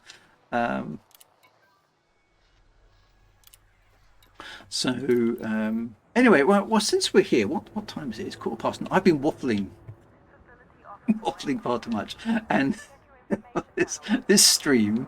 What have I done? I've flown 10 jumps and completed the mission and gained a whole bunch of money that I've got absolutely no claim to whatsoever. Doesn't cost Topshot anything. Thank you very much. I'm going to Still Dock. Okay, good for you, yes. Still not a record for waffling. Say it isn't so. No, I know. Dear. Right. So, yeah, so I was talking about all the lore. It's fascinating actually looking back over the history of Elite Dangerous over that time to see what has been continued, what hasn't. Set my power playlist. None of those that can be completed. Discover search industrial data from the something system, transport power quantities to another system, scan megaships. I recall more than one stream where it's invisible. Well, you know what to expect, and we're sort of, from an elite dangerous perspective, I suppose we're sort of filling time until the colonization goes on. But I've given you an interesting chat along the way. That's the main thing. I mean, it is interesting looking back over the history of elite dangerous over that time. The people who have come and gone, myself included, I've come and gone many times. As I'm sure people will say. Yes, but true. Yeah, I know. That's because I get fed up with things, and then I get annoyed and I get cross, and I'm not perfect. Apologies for that.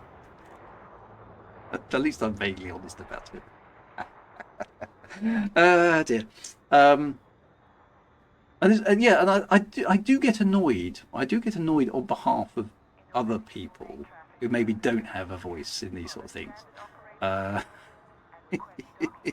when a company does screw up and doesn't acknowledge it, that does annoy me. Okay, I'd much rather people are basically, yep, hands up, we screwed up.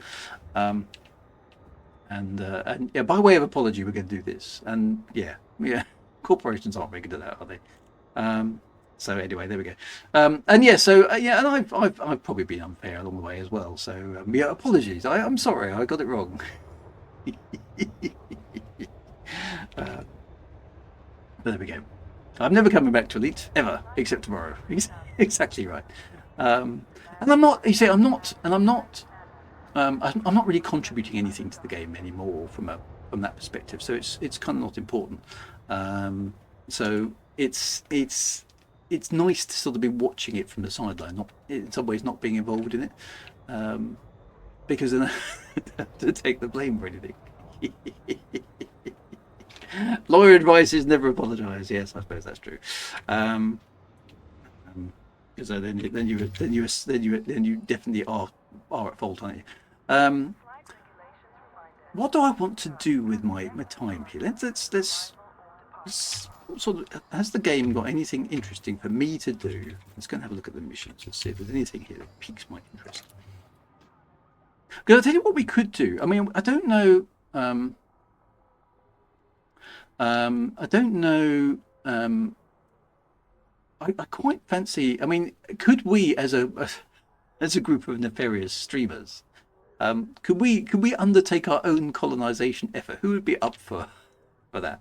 I don't know what we'd call the place, but it might be quite fun to. It might be quite fun for us as an online posse, as it were, to see if we can create a colonization place. I don't know what the mechanic's going to be. Is it actually worth sort of just having a scout? I mean, I don't know. How far does anybody have a feel? The Waffle House, yeah. Does anybody have a feel for how the mechanics are going to work in the sense of where would we need to go? So I mean, do we need to let's call it Rexter. Yeah, do we? What will we have to do? I mean, we just flown to the edge of the bubble here, haven't we? How far out do we have to go, and what do we have to do to sort of bag a spot? Do we know? Yeah, nice planet. We'll take it. It's ours. Do we know what we have to sort of do? I mean, do we have to run missions to a particular place, or does Bell? So my guess, it must be a populated system within 10 light years of the system you need to close. You get a permit, apply for the permit system for anybody else. Okay, so I'm thinking we need to start from the fringe. So if I switch on power play, then I'm just wondering, can we identify a cool spot? Where would be a good place to? Where's the power play? So that I want. How do I wish I could. Can we toggle the old map? The one that gave us the outline of the bubble. Is that doable?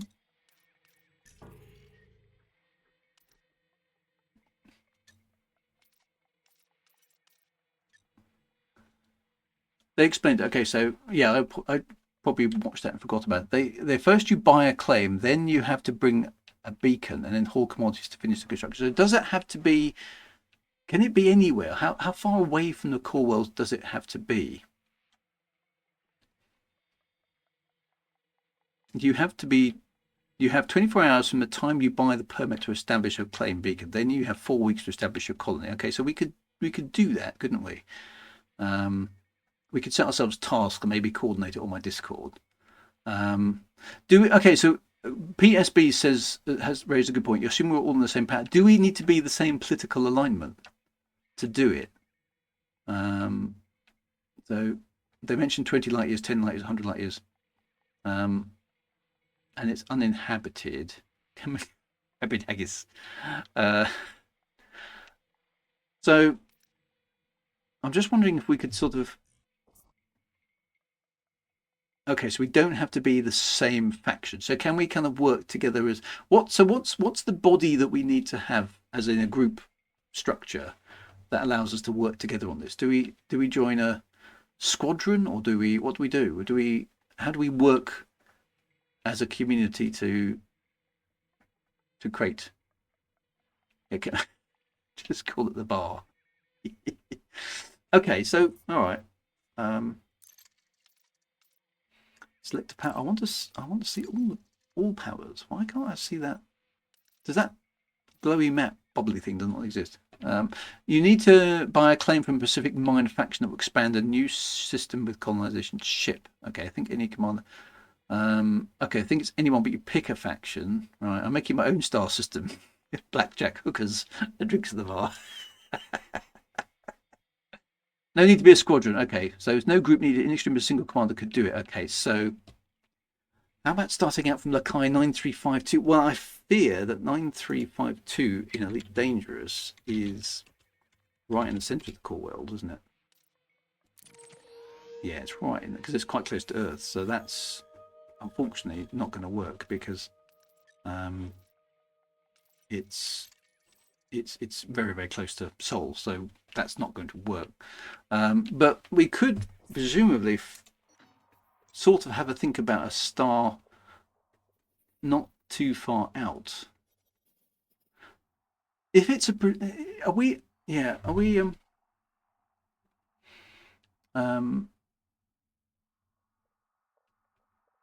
it's going to be like a mini CG, okay.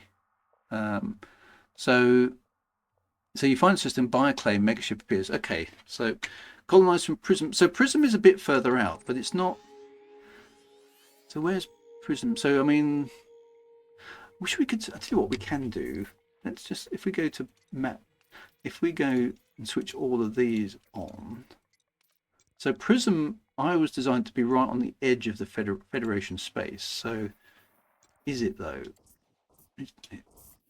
It's totally surrounded by inhabited systems now. There are a few that aren't. Yeah, so if I switch to none, switch the none off rather. Well, actually, do I need to have independent on? Yeah, I've got that out. Okay, so Prism really isn't at the edge of the bubble. It goes out quite long, but it's not too far to the edge of the bubble. I suppose the question is, which direction would we want to go? Let's zoom out the map a little bit. So would we expand towards the core, or should? Because most people are going to go that way, aren't they? It depends on the range of colonization. Yeah, so I'm just wondering. See, Prism is actually below the galactic plane, isn't it? Just well, actually, that's probably about on it. Let's just zoom in there again. So, there we go. We can sort of see. So, Angaguts, where we are at the moment, is actually. Oh, so it only lights up. Yeah, you can sort of see the edge of the bubble. There are. See, the Pleiades Nebula's got a few bits and pieces in it. We could expand towards the Formidine Rift. That's a good plan. We'll find out the details on next week's live stream, so we could use a stream after that to figure out what we're going to do. Yeah, that's not a bad idea. But I'm just thinking if we went over here, see if we're out sort of here, that is in the direction of the Formidine Rift. That's not a bad call actually, because the Formidine Rift should be. How can I get it to tilt? Which button is it? That one. There we go. The Formidine Rift is out that sort of direction. So if we, there we are. We got to the edge of the bubble there. Let's switch on none. And we got a gazillion star systems. Obviously. Are any of these likely to be named? Or are they all going to be...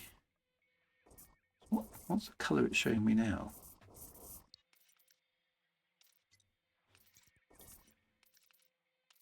Let's just zoom in a bit. No, that's not what I said. Apparently it was.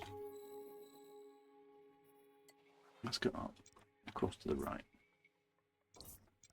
Zoom in again. That's just Sol. That's Col 285 sector.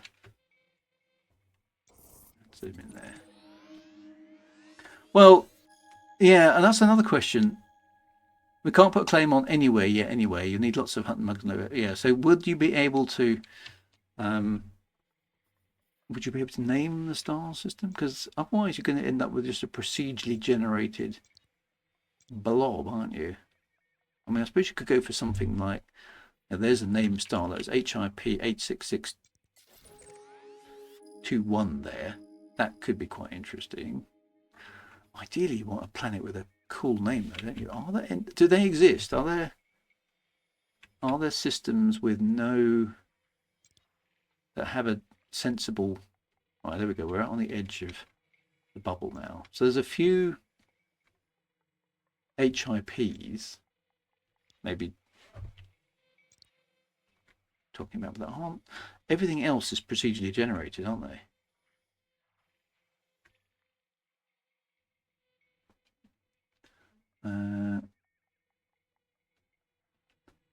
Yes. So, I mean, the problem with allowing people to name their own star systems is that people will just use Starry McStarface or something like that when they.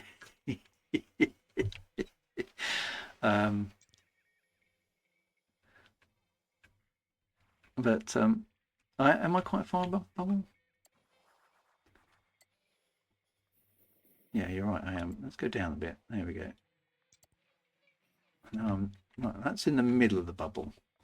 So let's go out to the edge in this direction. There we go. Not sure you'll be able to name the system, but will you be able to name the station? Well, these are all sort of questions that I think are rather interesting. So there are quite a lot. What's interesting here about the bubble is that there's quite a lot of empty star systems about that have nothing in them. But they don't have, I don't think there are any with cool names, are there? Oh, that's not, well, how about that? 59 Draconis, that's not a bad one, is it? For example. Is that actually, it is, isn't it? So if we, yeah, so that would be quite a cool system. Look, 59 Draconis. So there are there's another one like P1 Ursa Minoris isn't bad. So that to me is actually not a badly named system. 69 Draconis would be more fun. Naming would need to be moderated, yeah. So 69 Draconis. Draconis. That. But how about this one? We could go there. VW Seafy. Volkswagen Seafy. I might write these down actually, because if they're possibilities that we are allowed to do, if you don't mind, I'm just curious to see if we could get a system that is slightly cool sounding rather than just a procedurally generated name. That would suit me. I quite like VW Seafy. That's quite fun because I'm a bit of a Volkswagen man, so that would work quite good. Okay, so I think VW Golfy.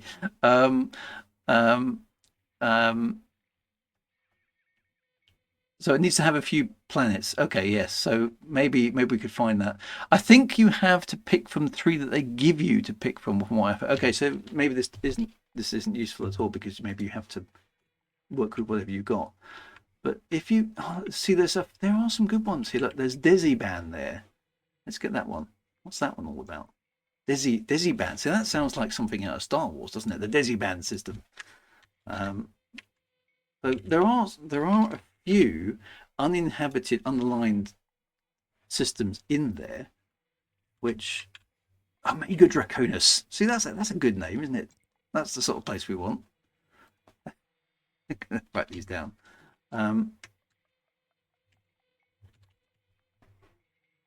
Those sort of things. Medusa, is it really? Where's that? Medusa system. That one's presumably already populated. Okay.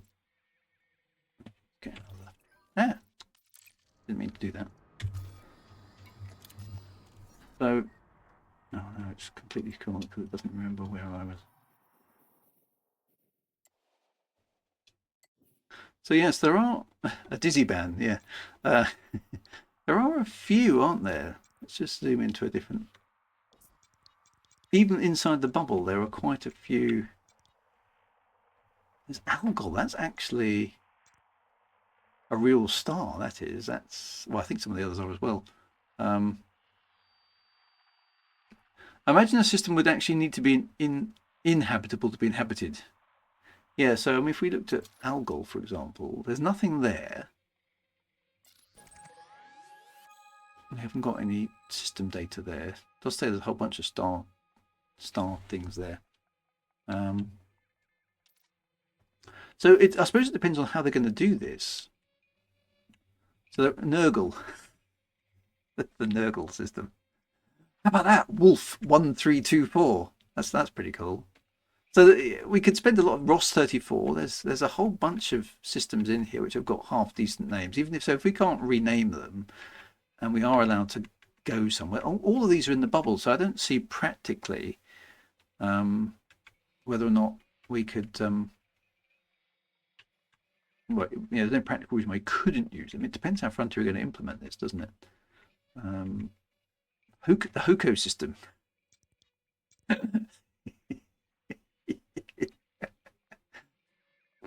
There. Hokey weapons. Ancient blasters. They've got no match for a good blaster by a sidekick. 51 Pegasi, that's not bad. Ross, some of the Wolf and Ross systems are pretty good. Mu Cassiopeia, that sounds quite good.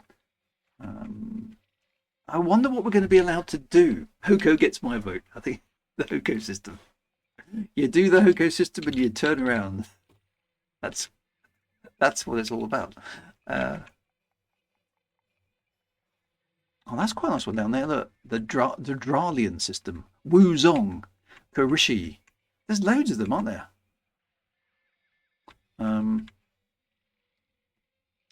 So yeah, so Commander Wells Dragon says, I had SE-X. It's a real system. Excellent. Shu Kanala, that's quite nice. There's some good names in here actually. So but I suppose we can't get too carried away because we don't know how it's going to work. Trappist 1 and Jackson's Lighthouse will be the first system to be taken. Yeah, so how's it going to work? How's it going to Damok? The Damoks. Oh no, that's something that's already been colonized. There are some reasonable names in there. Not very many, but some. I mean, it would be really boring to have a generic Scorpio Sector NCVB 22-2 sort of name.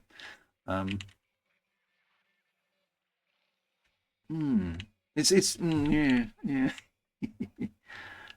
It's interesting.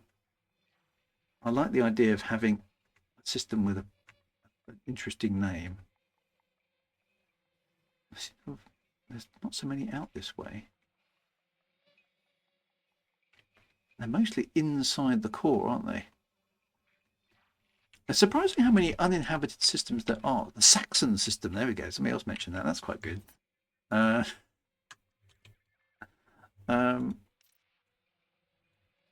else have we got in here? There's Gamma Pavonis. That's not bad. It's the Fergus system. There's quite a few in there. Wouldn't it be funny if we could find? Let's just do it. Are there any systems? Oh, Wagar's Reach. Oh, that's my name for it. I was going to say. I'm surprised that's been put in. There's the Wagonian system. It's that. Oh, it's already populated. That's a shame. Uh, so there's nothing in the entire galaxy that I could use. It's just a little tongue-in-cheek name. Never mind. What about the Drew system? There's the Dread system. Well, there's lots of Drew bases and colonies and stuff. Druveli, Druveli. The Druveli system is a long way off, and it's populated. Oh, well, what can you do? So yeah, so there's some possibilities there. Is that going to work? Be interesting to see how they do it. It will be interesting to see how they do it. I don't think we can get too excited, but I like the idea. I quite like the idea. I do quite like the idea. So we're still docked. Let's still dock. I like that joke. Sorry. Is there a Drew dock? Was that did that show up? Where's Drew dock then? I don't think I've ever been there. Drew dock. There is. In fact, is that a system? No, it's in. Okay, so there's one in Ross, and there's one in that system there. Okay, so there's two Drew docks. They're just little outposts. Excellent. I don't suppose they're named after me. We're just going to lead a colony effort into a Witchhead nebula system under constant siege by Thargoids. Prime real estate. Yeah.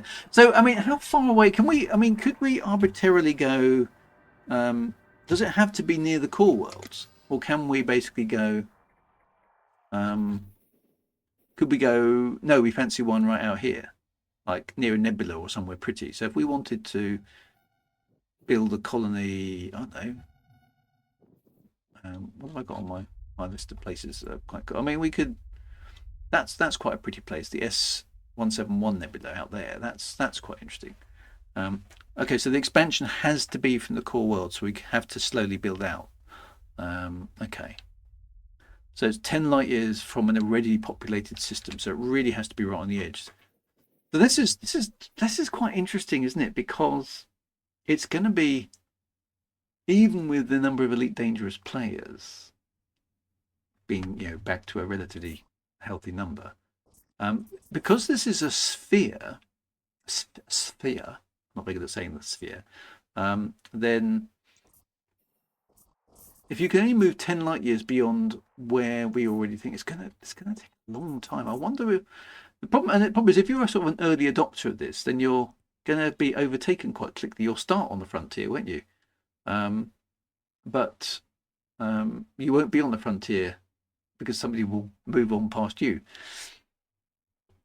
And I suppose that's the other thing. Yeah, Connet, can we use existing colonization systems? So, if we switch on, let's go back to switching the nuns off.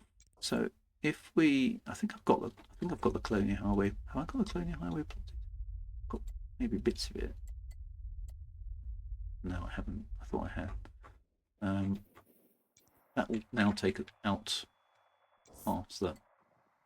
It did just say with the bubble core to start with. Okay. Has to be in the bubble. So basically, there's the edge of the bubble. You can sort of just see it just stops, doesn't it?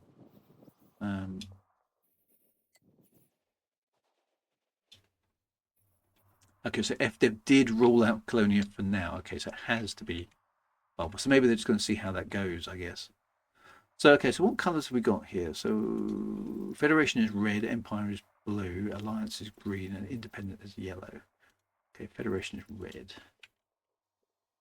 Okay, so blue is the Empire. It tends to be the southern half of the map, doesn't it? There's lots of independence, so it's very Empire focused down the bottom end there. Then the Federation tends to be at the top side of the bubble. And there's the Alliance, sort of on this lefty bit up here. Yeah. and lots of independence in between.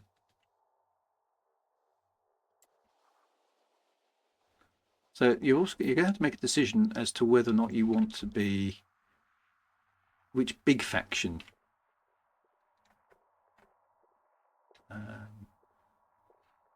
And players can work together to build towards Colonia 10 light years at a time. It's going to take a long time though. I mean, how many light years is it to Colonia? 20,000? 10,000? Or was it 5,000? How far is it to Colonia? So if you wanted to do that, how far away is it? 22, I can say it's 22,000 light years. So that is, divide that by 10, 2,000 odd colonization efforts. Good luck on that one, guys.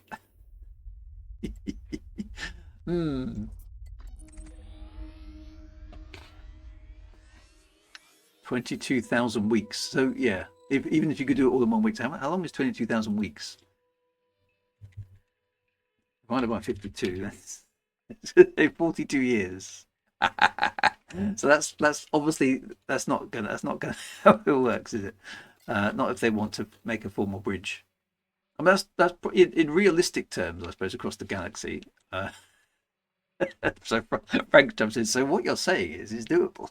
There's a chance. Yeah. So is 10 light years just a sort of arbitrary thing to make sure that we do it in a vaguely organised manner and don't spread eagle ourselves across the galaxy?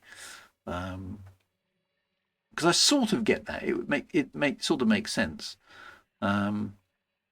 But given the jump ranges, I mean, the fact that you can jump, I mean, if you kind of go back to the sort of old west, which I kind of assume is what they're trying to do here. It's the sort of Wild West. We're expanding the frontier. That's what we're doing. It does sort of make sense that you would expand the bubble, because it's all very well for us. If you try and think of it in analogous terms, then we are the guys with the wagons and the horses, right? We can go anywhere we like because we're fairly self-contained. But the places that we want to set up are the little sort of homesteads and what frontier towns, aren't they? They can't move once they're set up, so they still need people to ship them food and supplies and medical things and stuff. So they need stuff to be, us spaceship types will just keep wandering around the galaxy and go, oh yeah, we set up a settlement there and then we abandoned it and they all died because they didn't have any food. So it does sort of make sense that they need to be on a supply chain of some kind, doesn't it? Little station on the prairie, exactly. So I think it sort of makes sense that you have to have, because we don't really know how the rest of the Elite Dangerous universe works in terms of supplies, do we? Because we can only assume that it's not just independent pilots ferrying stuff to stations. There must be there must be big passenger liners and big freight transports that we don't see because they're operated behind the scenes, keeping everybody supplied with stuff, right? Because there's just too many people out there otherwise for that not to be happening in some frame or whatever. So it sort of makes sense to me that the stations can't be too far away because there needs to be sort of freight transport and things going along. Haunted Love, yeah. See, there are NPC operated large transporters and haulers and things like that. So in order for that to work, they don't exist in the game, unfortunately, but they sort of ought to exist because that's the sort of thing that would happen. So, like you say, you need a railway to supply stuff, building materials and life support and power generation, all the sort of cobblers that you need to build a colony and maintain it. Well, there used to be cargo megaships in the earlier games. We haven't seen any of those sort of bulk transports about in Elite Dangerous. But those are the sort of things that should be in the game, even if they're just NPCs, right? Well, Commander Diana Rigg, that's a very, very good point.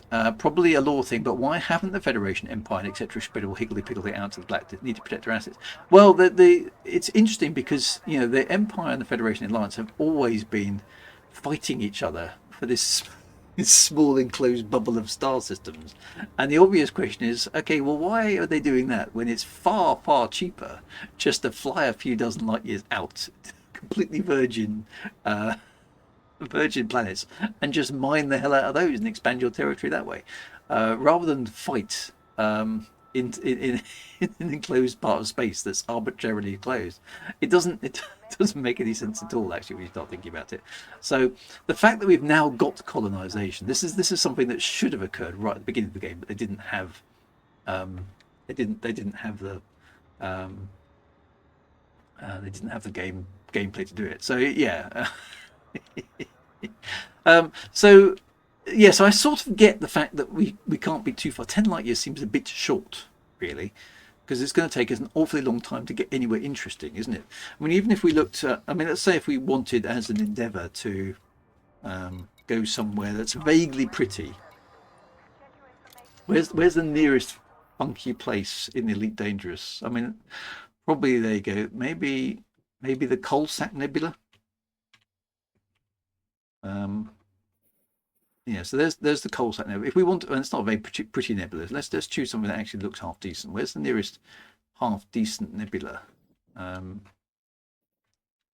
Let's take the California Nebula. There we go. So that looks kind of cool. That would be nice to have as a backdrop to your space station, wouldn't it? There are a few, as you can see, there are a few settled systems in there. So how far away is one of those?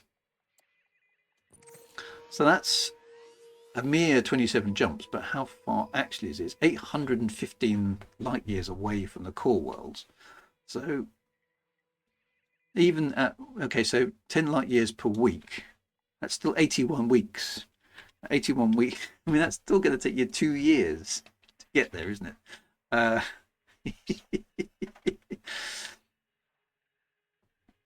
Okay, so yeah, so okay, so Tybid Army is saying the 10-year light limit is only in place for the beginning, of course. So maybe that's only in the beta, just to sort of see how things work out, make sure the mechanism works, so we don't go tromping across the entire galaxy and make a mess of things before the game actually works properly. Maybe that's what they're thinking there, and maybe we'll be able to expand that distance in future, the way they've expanded jump ranges over the time. So that's maybe a thing. Commander Diana Rigg has just gifted a tier 1 sub to the community. Yay! Well, there you go. Thank you very much. Appreciate that. So I suspect they're ensuring all new colonies are within one jump for any ship. So it's yeah. So yeah. So I think that's going to be a lot of fun. It's going to be very interesting to pick through what they tell us next week to see what's happening. I think. I do quite fancy having a nice backdrop to my colonizers. But is the idea that we, as a group, just colonize one system and get it up and running? And once, yeah, is there anything beyond that? So if we colonize a system, is that it, or do we just keep going? Because once it's colonized, does it just become part of the BGS and that's it, or can we do other stuff to it? So presumably we do a bunch of stuff and then we build we get a space station there, and then do we just move on at that stage? First we take Manhattan, then we take Berlin. So we could daisy chain onward. So we could build out in a direction with an objective in mind, I suppose, is the point. Consume that. Yeah, I quite fancy making the Drew column or something like that. I don't know, the waffle line. It's sort of like it's going to randomly go in different directions. The squirrel line. Through imperialism to the yeah. So yeah, I don't know. We'll have to. I think we're going to have to see what the cape the Cassius go on. We're going to have to come up with some cool names. The objective is clearly galactic dominance. So once a system is colonized, you can repeat the endeavor and add outposts, and then move on to a new system. We could go straight down, couldn't we, and see if we can get to the edge of the galaxy? That would be quite good fun, because that wouldn't. It's not that far, is it? Well, it is, but it's not. Um, yeah, backpipe.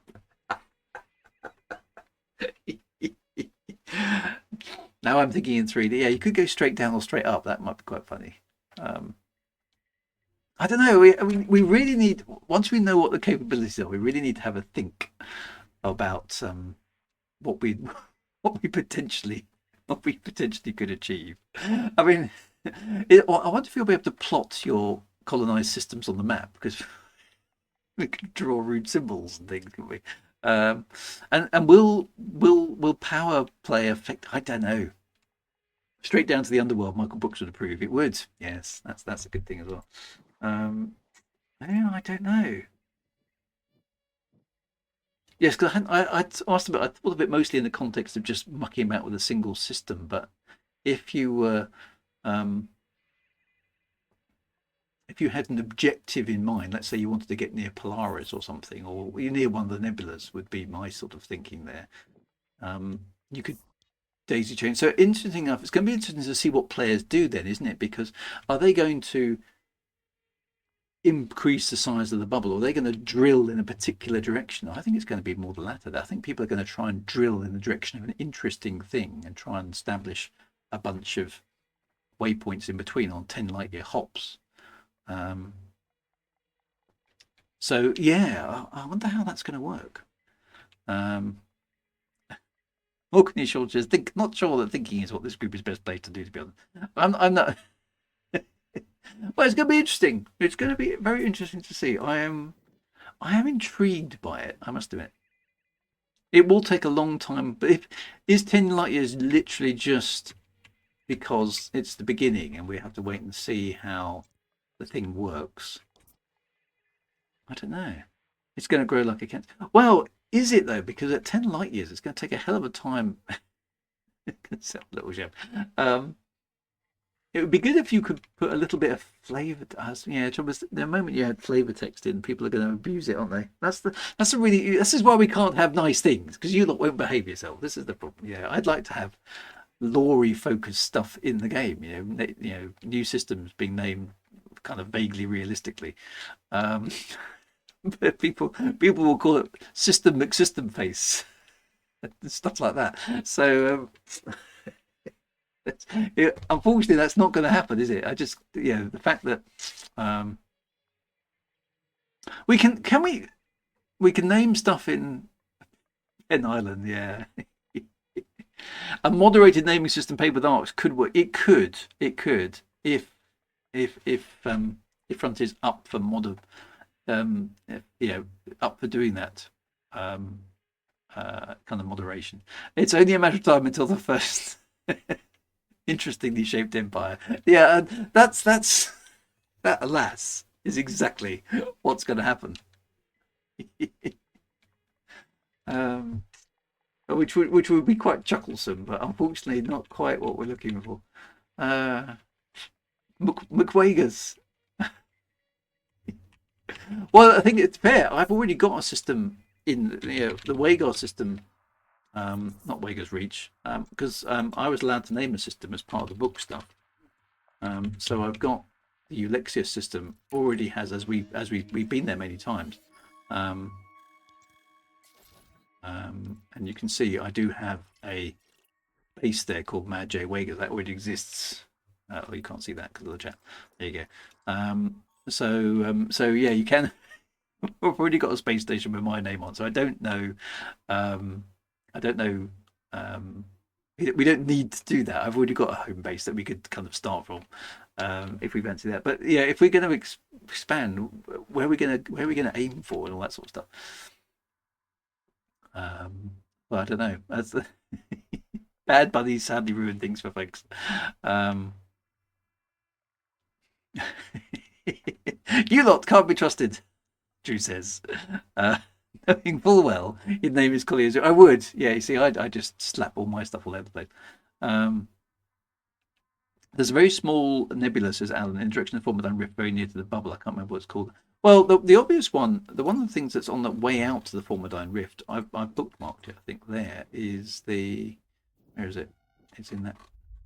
Which retro can we look in? There we go. This one is this very pretty little. There's one there. The NGC 7822 nebula. That's quite pretty. And then there's really nothing else in that direction. Well, there's, as you can see, there's the Elephant Trunk Nebula in that general area. And then there's really nothing else until you get to the Heart and Soul, which is way out there, and that's a long way away. Down with this sort of thing.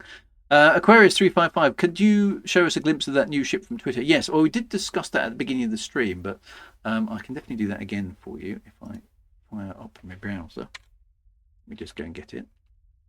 Apologies, this is on Twitter still, or X, whatever it's called nowadays, because I don't think Frontier has posted it up anywhere else. So here it is. This is the new ship. There we go there.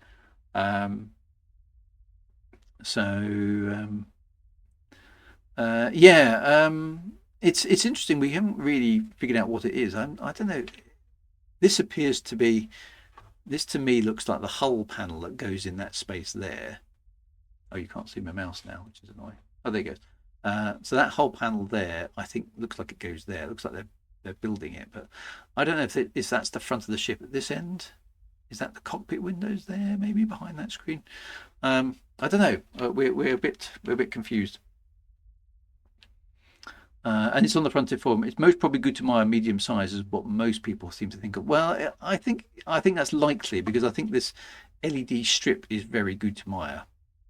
I feel that's quite likely. But it does look like only the front of the ship is built because this looks like a very solid bulkhead wall there.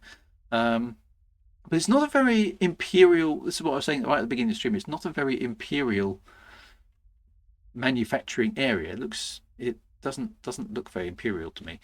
But it would be nice if it was an imperial middle ship because we need one. The Clipper kind of really should have been a medium ship, but it isn't. Could be Sal Kruger, but yeah, I don't know. And or a SCO version, an imperial ship with a SCO drive. That would be very cool. It does feel because it's got some quite flowy organic lines, so I think the Gutamaya is most likely. It would be nice to have a medium imperial ship. That would be very cool. Ozzy says Gutamaya doesn't build hangars. Well, you say that, but most imperial stations are very swish on the inside. An imperial schooner. I like that idea. So I think the interior of I've said this before. I think the interior of a Gutamaya manufacturing plant would look like a massive iPhone warehouse. Everything's shiny white, lots of LEDs everywhere. It does look pretty big, but ship scale is quite hard. And this is only a piece of concept art, so I don't know. So there we go. So it's going to be interesting to see. So I suppose next week there will have been a Frontier stream. I'll try and catch it so I can take some notes and watch it. Actually, hang on a minute. When is the Frontier stream? Is it a Thursday? Because it won't have happened yet. The guy on top has the job of holding up the roof. When's the Frontier Exploration stream? It's Wednesday at 6 p.m. Okay, so it's literally just before mine. So I'm going to have to watch it and then react to it straight away. That should be quite a good stream, actually. So we'll dedicate next week's stream to deep diving into whatever it is that Frontier's shown us. When does the colonization update drop? I know I've asked this already, but I've forgotten. I should have made a note of it. When does the colonization drop actually happen in the game? It's happening the same day. Oh, okay, right. Okay, so we've got a stack load of stuff to play around with. Okay, so well, depending on what happens, then we'll start drawing up some plans. I think next week. I could stream it and react at the same. Yeah, so we could. I suppose I could. I'm not sure I can get away from that. Away from work that early, unfortunately. But I'll see what I can. That's not a bad idea, actually. Or maybe I'll just see how it goes. And Mandalay release for credits. Ooh, yeah, no, it's a plan. Sorry about that. That's very scary, isn't it? So I think that's going to be absolutely fascinating. I think that's going to be really, really good. This is the bit of Elite Dangerous that's really piqued my interest most in the last one. I mean, new ships and all that sort of stuff is really good, but we've seen new ships before. But this is actually a major change to stuff you can actually do in the game, and I'm quite intrigued to see what it's going to look like. We'll see what that looks like. It's a Mandalay. It's surely nowadays it should be a person delay, shouldn't it? It could be a really good thing. I mean, if they get this colonization mechanic right, it could be a lot of fun because building stuff and expanding an empire and generating events in game is actually quite a big deal, isn't it? So we'll see what it's like. So what I'll try and do is I'll try and watch the stream and then I'll probably react to it later on. That might be good fun to see if I can pick apart what's going on. But definitely have a backup plan if Frontier don't get. I mean, they're always on time. They never miss release dates. What are you talking about? Ah dear. Right. Anyway, there we go. Right, we are. Believe it or not, we're actually out of time. I've done virtually nothing this evening, which I do apologise. But it's been good to. We've been chatting it through. That's what this stream's all about. It's we've got plenty of potentially interesting stuff coming up, so I think that's what we're going to concentrate on. So apologies that this hasn't been the most active stream before, but there has been a same as usual. Thanks, Commander Man. I picked up a stack load of money by not doing anything at all, for which I'm very grateful to Top Shot for. We have chatted about lore and stories and various other bits and pieces. It was quite good fun. So next week we're going to be delving into colonization, assuming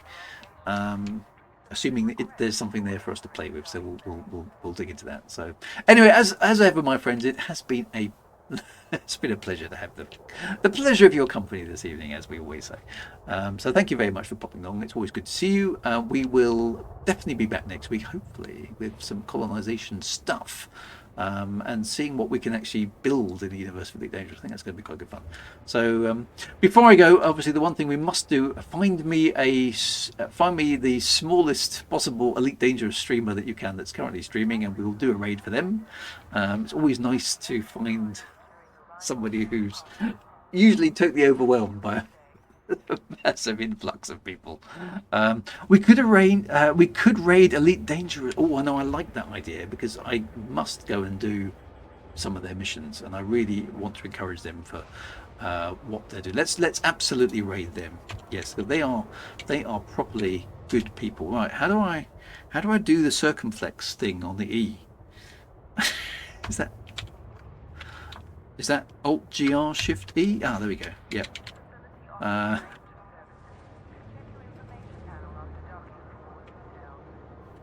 Dangerous. There we are. Is that going to work? It says valid username. How do you spell it then?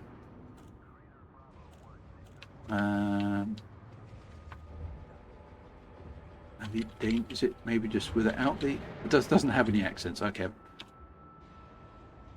Right, now there we go, it's working. Okay, fantastic. Right, we are transferring you to Elite Dangerous. So say bonjour with me. I shall pop across there and say hello. Are you ready, my friends? Raid Elite Dangerous, engage raid. Or 99, 100. Come on, more power, more power. 100 viewers are ready to raid Elite Dangerous now. Engage. Anyway, right, my friends, be good. See you next week. Say hello to the public folks over at Elite Dangerous for me. We're raiding now.